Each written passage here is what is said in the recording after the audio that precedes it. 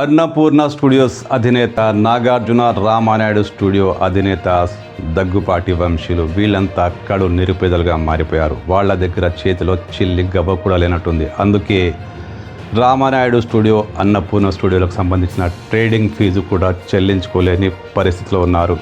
లక్షలు కట్టాల్సిన చోట వేలు మాత్రమే కట్టి తప్పించుకుంటున్నారు. ప్రభుత్వాన్ని మోసం చేస్తున్నారు. జీహెచ్ఎంసీ నోటీసులు ఇచ్చేదాకా వీళ్ళ వ్యవహారం బయటపడలేదు. అగ్ర హీరోలు కోట్లు సంపాదిస్తున్నారు. బెనిఫిట్ షో అంటారు, టికెట్ల రేట్లు పెంచుతారు, భారీ రెమ్యునరేషన్ తీసుకుంటారు. కానీ వీళ్ళ దగ్గర వాళ్ళ సొంత స్టూడియోలకు సంబంధించి ట్రేడ్ లైసెన్స్ సంబంధించి ఫీజు కట్టే డబ్బులు లేవంటే ఎంత దారుణం.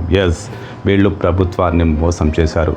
నిరుపయోగంగా ఉన్నాయంటూ ఆ స్టూడియోలకు సంబంధించిన ట్రేడింగ్ లైసెన్స్ ఫీజును 10% కూడా కట్టకుండా తప్పించుకుంటున్నారు. ప్రభుత్వాన్ని మోసం చేస్తున్నారు. ఏమాత్రం పనికిరాని ఆ స్టూడియోలు ఉంటే నిజంగా కమర్షియల్గా వాళ్ళకి ఎలాంటి లాభం రాకపోతే ఆ స్టూడియోలకు సంబంధించిన భూమిని ప్రభుత్వానికి అప్పజేస్తే బాగుంటుందనే డిమాండ్ ఇప్పుడు బయటపడింది. ఖచ్చితంగా ఈ హీరోలు ప్రభుత్వాన్ని మోసం చేస్తున్నారంటూ ఇప్పుడు విమర్శలు ఎదుర్కోవాల్సిన పరిస్థితి ఏర్పడింది.